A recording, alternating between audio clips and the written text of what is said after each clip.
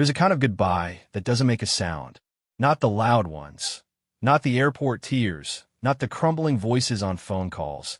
Not the wailing at gravesides that the whole street hears. Those goodbyes are real, but they are understood. People know what to do with them. They look away, or they pull someone close, or they say I'm so sorry and mean it. But there's another kind.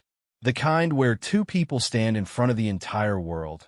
Cameras rolling, reporters breathing, millions of screens lit up in living rooms and hospital waiting areas and lonely bedrooms at 2 in the morning. And they hold each other. Just hold each other. And something in that holding is so private, so heavy, so unspeakably human that the whole world goes quiet. Not politely quiet. Not the quiet of people minding their manners.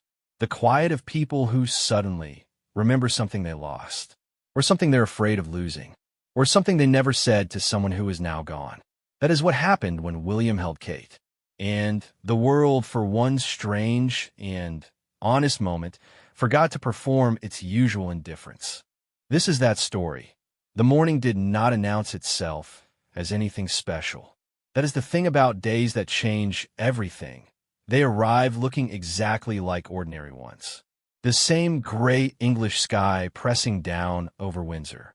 The same crisp air that smells faintly of wet stone and cut grass. The same distant sound of traffic somewhere beyond the palace walls. The world going about its business, unbothered, unaware. Tourists were already gathering near the gates with their cameras. Pigeons were doing what pigeons do. A gardener somewhere was moving across the lawn with the slow, patient certainty of a man who has worked that land for 30 years and expects to work it for 30 more. Inside, things are different. Inside, a family was getting dressed. William stood in front of a mirror that had probably reflected a dozen kings and never once flinched. He was putting on a tie, a small, precise motion, the knot pulled tight, adjusted, tightened again, and it was the kind of thing you do with your hands when your mind has gone somewhere your hands cannot follow. He had been trained his entire life for public moments. Trained to stand still under the weight of the world's gaze. Trained to carry grief like a private thing tucked inside a press suit. He was good at it. He had become very, very good at it. But training and readiness are two different things. He was trained. He was not ready. Kate was down the hall. She was getting the children sorted. George, Charlotte, Louis, because that is what mothers do, even on the days that rip something open in them. They button the small buttons. They smooth the hair. They answer the little questions in calm voices while something enormous is happening behind their eyes. She moved through the morning routine with a kind of deliberate gentleness, as if handling the ordinary things carefully enough might keep the bigger things from falling apart. George knew something was different. He was old enough to feel the temperature of a room change without being told why. He dressed quietly, which was not his usual way, and he watched his mother with the particular attention of a child who has started to understand that adults carry things they do not explain. Charlotte was watching too, in her own way. Sharper, quicker. Her eyes moved between her parents like she was doing math no one had asked her to do. Louis, the youngest, was simply Louis, all warmth and noise and the blessed unawareness of a child who has not yet learned that the world can turn serious without warning. He made the morning bearable. He made it human. He kept the air in the room from becoming something unbreathable. This was not a day of crisis in the tabloid sense. There were no sirens, no breaking news cheerings crawling across television screens. But for William and Kate, this day carried the particular weight of a moment that had been coming for a long time, a moment that required them to stand in front of the world and do something they had practiced in 1,000 small ways in private, but had never fully rehearsed for public. They were stepping apart, not from each other, never from each other. That distinction would matter enormously later, when people who didn't know them tried to fill in the silence with their own stories. Kate was stepping back, from the schedule, from the appearances, from the relentless forward motion of a life lived largely in front of other people's eyes. Her health had required it. The months behind her had asked more of her body than anyone outside a small circle of doctors and family fully understood. And while she had returned, had stood and smiled and waved and been Kate in all the ways the public needed her to be Kate, this particular morning was the last of something. A season was ending, and the people who loved her were learning what it felt like to let a season end without knowing exactly what came next. William came out of the bedroom. Kate came down the hall. They met in that in-between space that exists in every home. The corridor, the landing, the place between rooms where you're neither here nor there. And for a moment, they just looked at each other. Not the look of two people performing a marriage for a watching world. The other look, the one that belongs only to people who have been through something together that they cannot fully name even to themselves. She looked tired in the way that is different from needing sleep. The kind of tired that settles into the body after a long fight and stays even after the fight is technically over. But she was standing. She was present. Her chin was level and her eyes were clear, and she was in all the ways that counted, completely herself. He looked at her the way a man looks at something he nearly lost.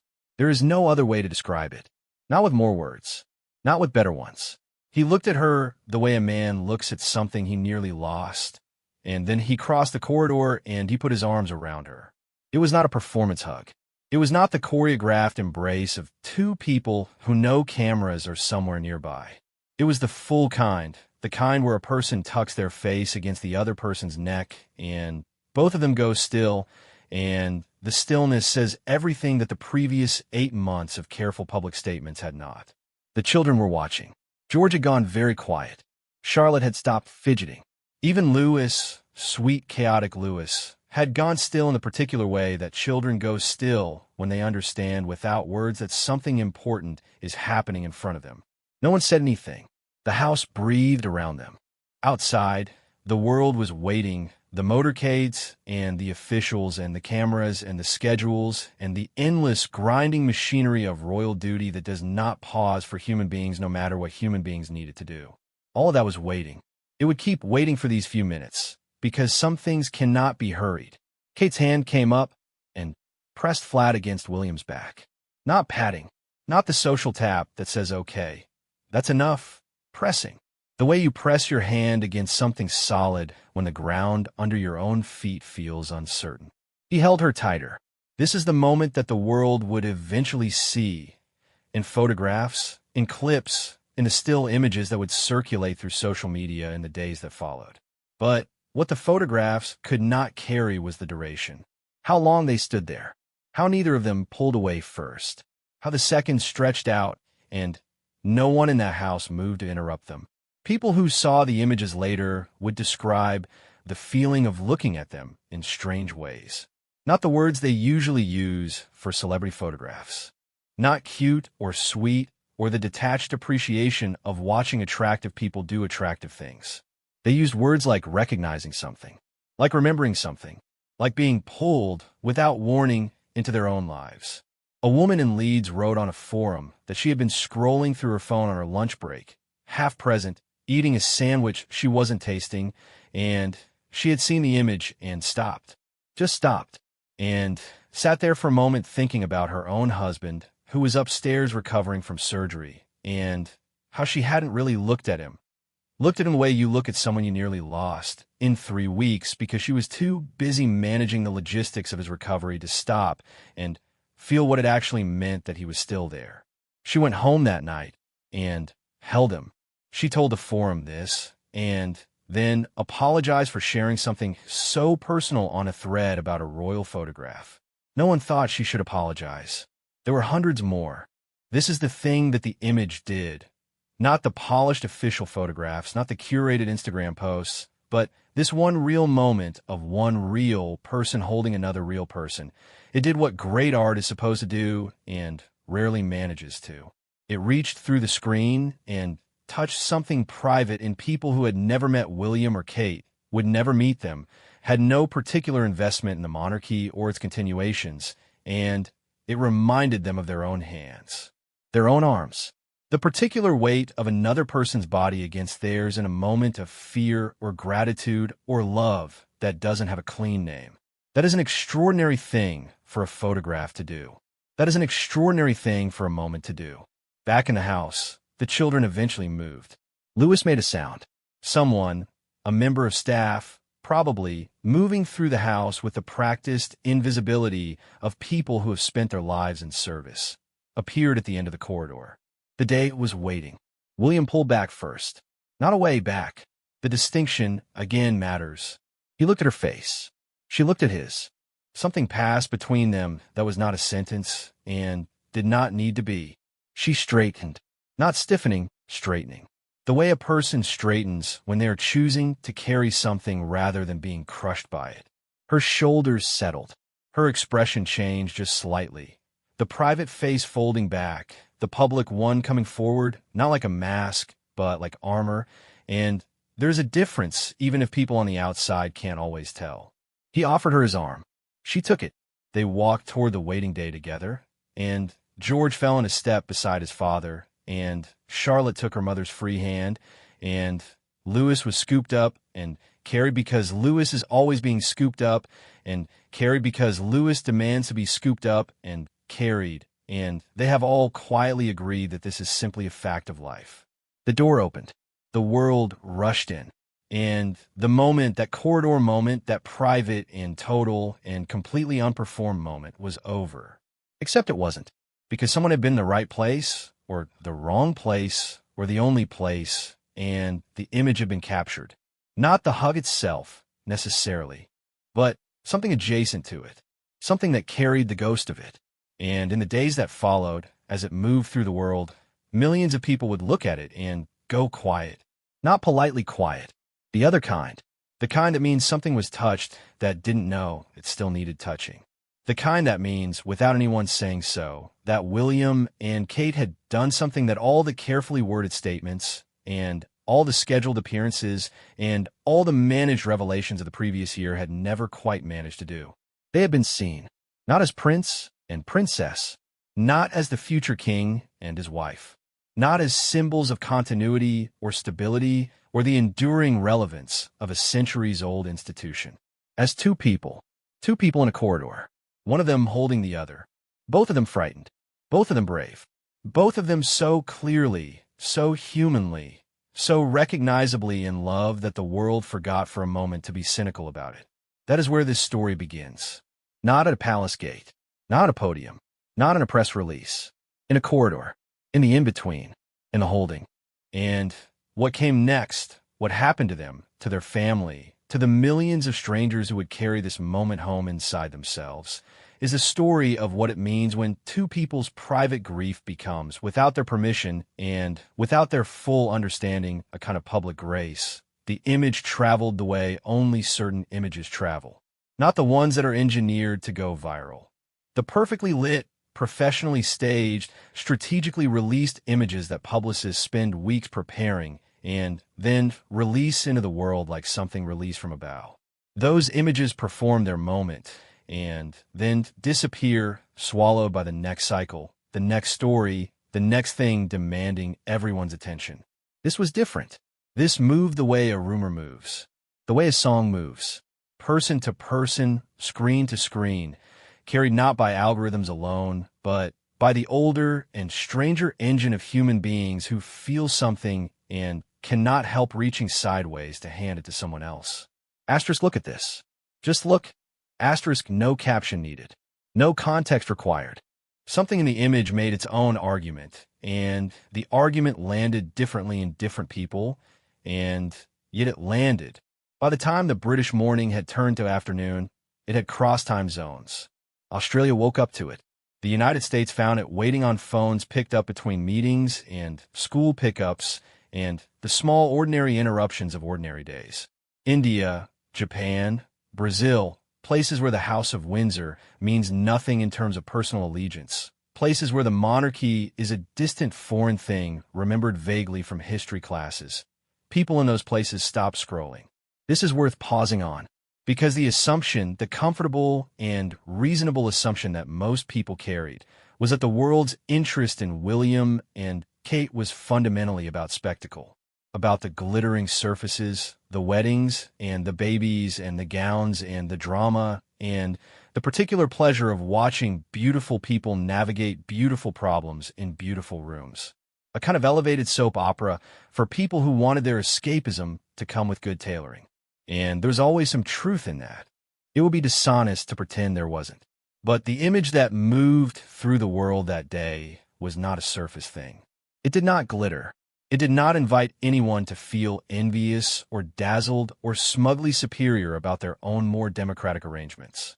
It did not perform wealth or status or the accumulated grandeur of 1,000 years of English history. It performed fear, the specific, recognizable, utterly ordinary fear of losing someone. And that fear has no postcode, no nationality, no tax bracket, no relationship to whether you believe in monarchies or think the whole institution should have been abolished centuries ago. That fear simply lives in human beings, and the moment they recognized it in that image, recognized it the way you recognize a face you haven't seen in years and cannot immediately place, but no, belongs to someone from your own life. Something in them responded before their opinions could interfere. The comment sections were strange and worth reading. Not the predictable ones. Not the people who used any mention of Kate Middleton as an opportunity to relitigate their feelings about the monarchy or class or British imperialism or whatever particular grievance sat closest to the surface that day. Those comments were there. They're always there. But they were somehow smaller than usual. Quieter.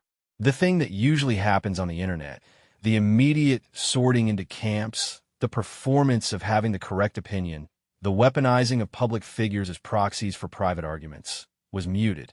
What replaced it was strange and human. People were telling their own stories. A retired teacher in Scotland wrote about her husband of 41 years, who had been diagnosed with something serious the previous winter. She described the way she had stood in a hospital corridor, not a palace corridor, a hospital corridor, fluorescent lit, and smelling of antiseptic, and the particular exhaustion of people who work impossible hours, and had simply grabbed her husband's hand and held it and not let go, and how the nurse who walked past them had looked away to give them privacy, and how that small gesture of privacy from stranger had undone her completely. She wrote this under a news article about the photograph. She had never, she said, written anything in a comment section before in her life. She didn't know why she was writing it now. She knew exactly why she was writing it now. A young man in his mid-20s wrote, with the slightly aggressive defensiveness of someone embarrassed by their own feeling, that he had seen the image and thought about his parents for the first time in months. His parents who had been through a rough year. His parents who he had not called as often as he should have, because he was busy and because being far from home is easier when you don't think too closely about what home contains. He wrote that he had called his mother that evening.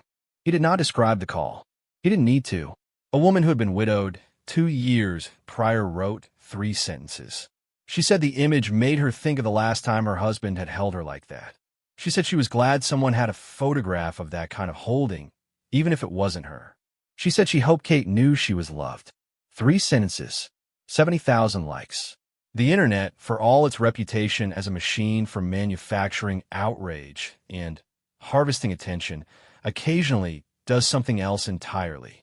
Occasionally it opens a vein and something honest flows through, and the people on the other side, the strangers, the scrollers, the half-present lunch breakers, cup their hands and drink from it. This was one of those occasions. Kate, during all of this, was not online. She was by most accounts at home, resting, spending time with the children in the unscheduled, unobserved, private way that had been the specific mercy of the month she had stepped back. That time with her children, ordinary time, breakfast table and school run and bedtime story time, the kind that doesn't make news and doesn't require anything from her except to be present, which she was fully. She did not know the scale of what was moving through the world. William probably had a better sense of it. His office, his staff, the machinery around him would have registered the surge, the volume, the particular character of public response. He had spent his entire life learning to read the temperature of public feeling the way a sailor reads weather, because for him, it was never academic. The public's feeling about his family had consequences. Real ones. He had watched what it could do. But this was not the usual reading. This was not the careful monitoring of approval ratings and press sentiment and the management of narratives. This was something more like watching a flood, the image moving through the world with the particular force of things that touch something true, picking up stories as it went, accumulating weight, arriving in places, and doing things that no press office had planned and no strategist had anticipated.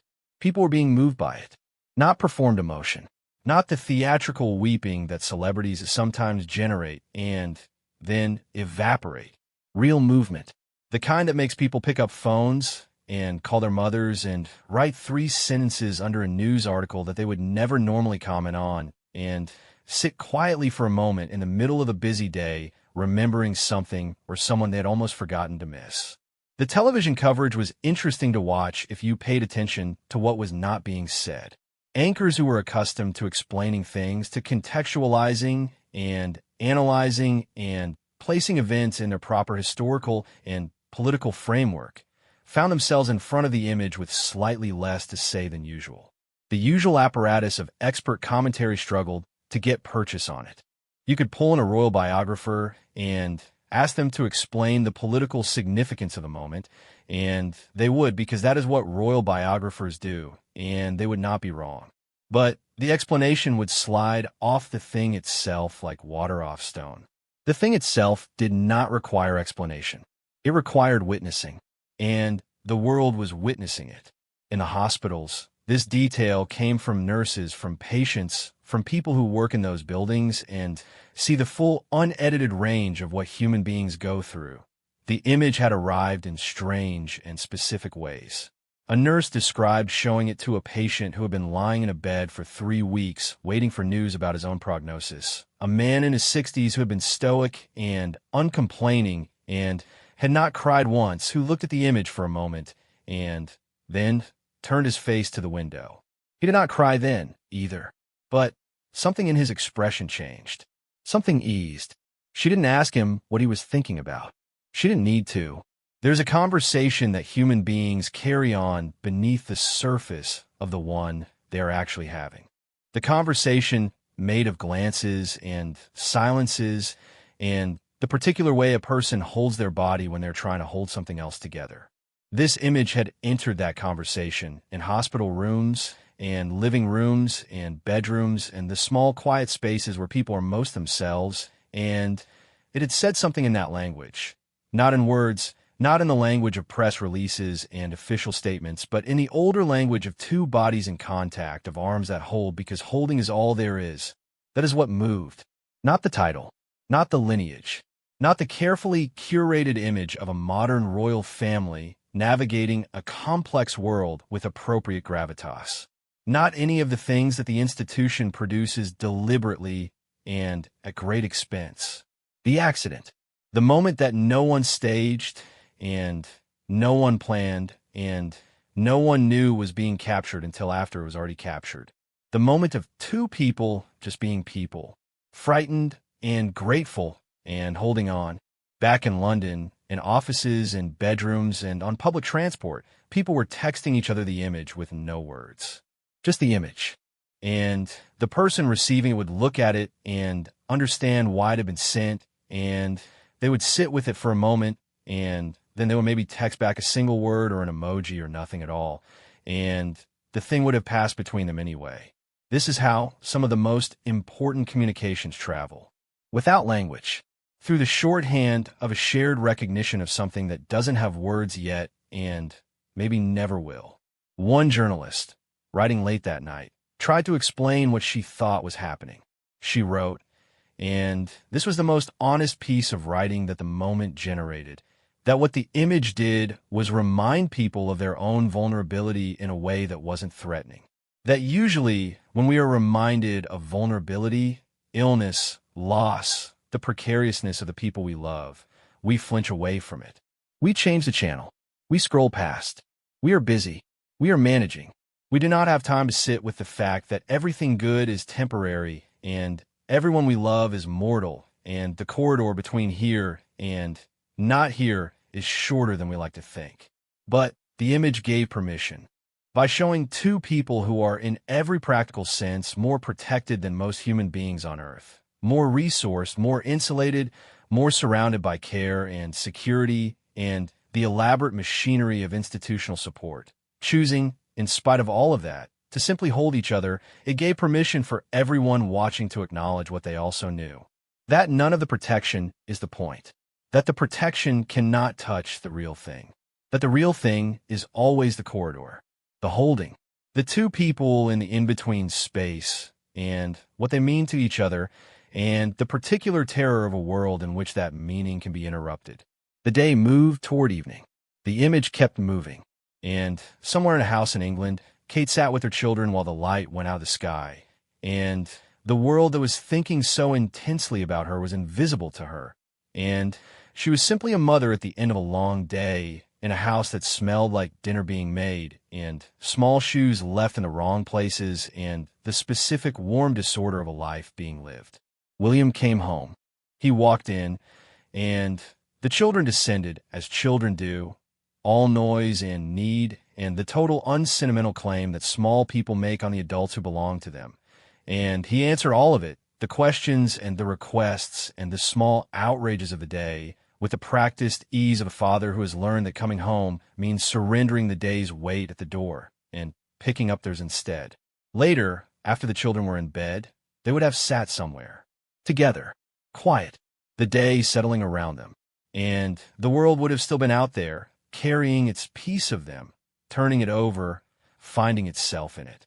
Neither of them would have known exactly how many people were doing that, but somewhere, in a way that cannot be quantified or explained by the usual metrics of fame or influence or the management of public perception, the moment they had shared in a corridor that morning had become something larger than either of them.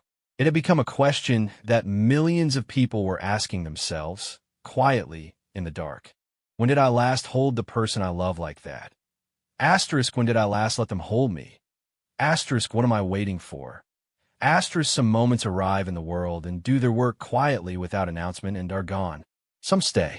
They stay not because anyone decided they should, not because of a campaign or a strategy or the deliberate effort of people whose job is to make things stick. They stay because they touched something that was already there, already waiting, a nerve that had been dormant, a question that had been unasked, a door in the chest that most people keep closed because the room behind it is too large and too full, and opening it in the middle of a regular Tuesday seems, practically speaking, inadvisable. The door opened anyway. In the weeks that followed that morning in the corridor, the world did what it always does. It moved. The news cycle churned. Other stories crowded in. The machinery of public attention, which is relentless and has no loyalty to any single moment, no matter how real, turned toward other things. The cheerings changed. The trending topics shifted. The flood of comments and shares and personal testimonies in comment sections dried to a trickle and then stopped. But something had changed. Not dramatically.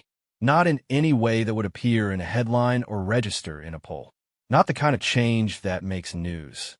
The slower kind. The kind that happens in individual people in private and only becomes visible when you step far enough back to see the shape of it. Therapists noticed it first in the specific way that therapists notice things, in the language their clients were using in sessions. In the weeks after the image had traveled through the world, therapists in multiple countries reported, through interviews, through professional forums, through the quiet exchange of observations among people who spend their working lives inside other people's inner worlds, that something had shifted in what people were willing to say out loud. Couples were bringing the image into sessions, not literally, but referencing it. I saw that thing with William and Kate, and then, after a pause that contained a lot, I don't think we've ever held each other like that. Or, we used to, or I don't know if I'd even let him anymore. That last one came up more than once. I don't know if I'd even let him anymore. Asterisk that sentence is a whole story. A whole relationship compressed into 9 words. The particular and devastating distance that opens up between two people not through dramatic rupture, not through betrayal or cruelty or the big cinematic reasons that relationships fall apart, but through the slow, ordinary accumulation of days that are too busy and silences that go on too long, and the gradual, almost imperceptible armor that people grow over the places where they were once open. The image had touched that, had put a finger on the specific place where the armor had grown and pressed gently, and the people wearing it had felt it. This is not a small thing. This is, in fact, a rather extraordinary thing for a moment involving two people that most of the world has never met and will never meet to do. A hospice chaplain in the American Midwest, a man who spends his working life beside people at the absolute edge of things, in the specific geography of last days and final conversations and all the things that get said or don't get said when time collapses to almost nothing, wrote a short piece for his organization's newsletter. He wrote about sitting with a couple in their 70s, husband of 53 years in a hospice bed, wife beside him with her hand in his, and how the wife had mentioned the photograph almost shyly, like she was bringing up something she wasn't sure was appropriate. She said she had seen it and thought about how she and her husband had always been reserved. Practical, not the holding kind. She had grown up in a family where bodies were mostly functional and affection was expressed through action, through doing things for people rather than touching them. And now, she said, she was holding her husband's hand because there was nothing practical left to do. All the doing was done. This was what remained. The hand. She asked the chaplain if that counted. He said yes. She sat with that for a while. Then, she said, I wasted a lot of time not doing this. He sat with that for a while. He wrote about it in the newsletter because he thought it was important and because he could not stop thinking about it, and because sometimes the things you cannot stop thinking about are the things that need to be said. Kate eventually would learn something of this. Not all of it. The full scale of what the moment had done in the world remained invisible to her, the way that things you are standing inside are always invisible to you. But pieces reached her. They tend to. The letters, the messages that get filtered through offices and staff, and the process by which public figures receive the responses of the public without being overwhelmed by them. Pieces reach the person they are meant for, always. She has spoken, in interviews given carefully and selectively in the months following her recovery, about the quality of love that illness reveals. Not the romantic idea of love, not the love of courtship and grand gestures and the performance of devotion that looks good in photographs. The other kind. The love that shows up in practical, unremarkable, deeply unglamorous ways. The love that sits beside a bed and doesn't need to say anything. The love that manages logistics and communicates with doctors and makes sure the children don't notice how frightened everyone is. The love that holds you upright in a corridor before a long day when you're not entirely sure your body will cooperate. She has used the word grateful many times, with a plainness that carries more weight than any more elaborate vocabulary could. Grateful.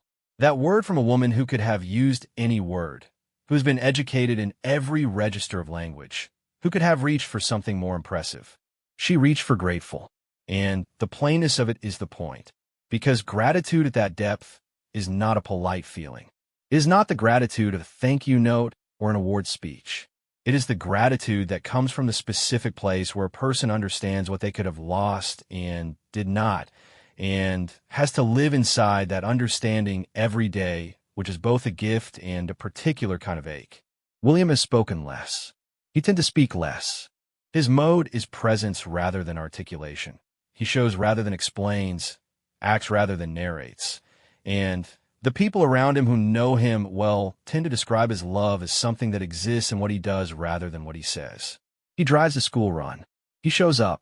Charlotte became, by small degrees, more openly affectionate with her mother, the way children become more openly affectionate when they have understood something that frightened them, and the fear has passed.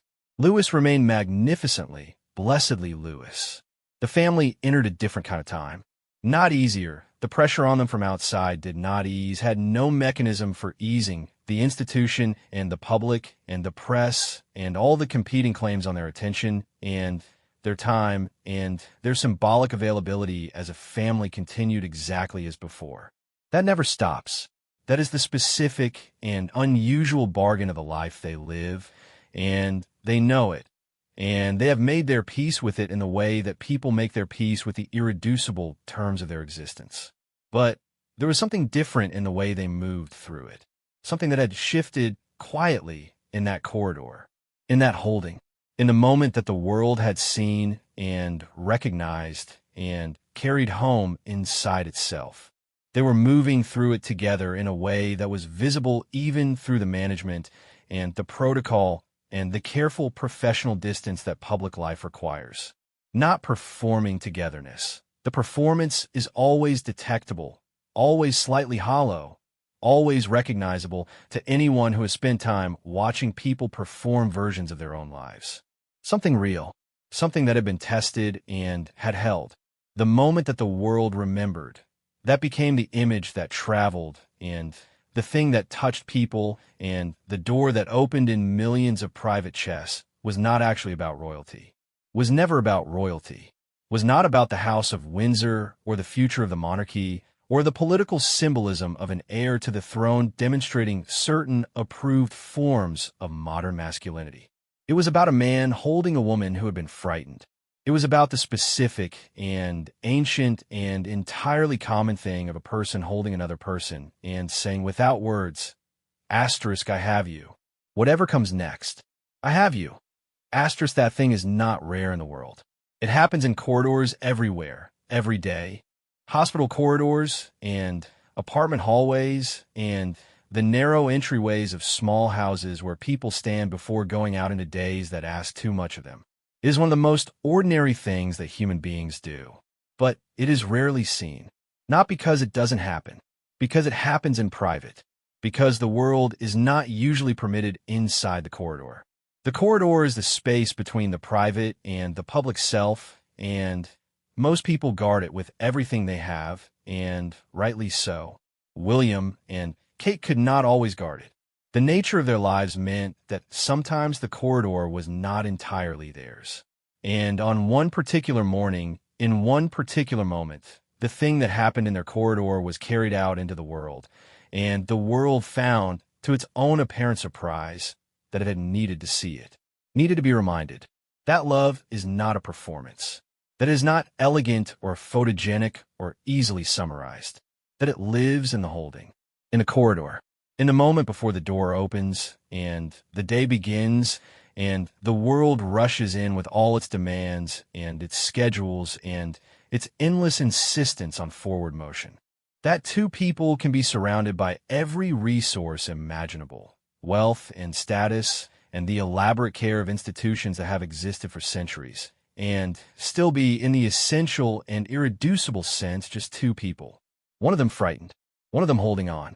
The world that watched them, in its way, held on to, not to them specifically, to the feeling, to the reminder, to the door that had opened in themselves, the room behind it with all the things they had been too busy or too armored or too frightened to go into. They held on to the permission the moment had given them, permission to be afraid, permission to reach sideways and grab the person closest to them, permission to stand still in a corridor and hold and be held and not apologize for needing it. That is what the farewell hug did. Not farewell as an ending. As in threshold, the breath before the door opens, the gathering before the going out, the moment between the private self and the public face where if you are lucky and brave and paying attention, you remember what you are actually made of and what actually matters and who you would hold in a corridor if the corridor were all you had. The world went quiet. For a moment, it remembered. Then the door opened, and they walked out together. And the world, the watching, grieving, hopeful, ordinary, extraordinary world, went with them.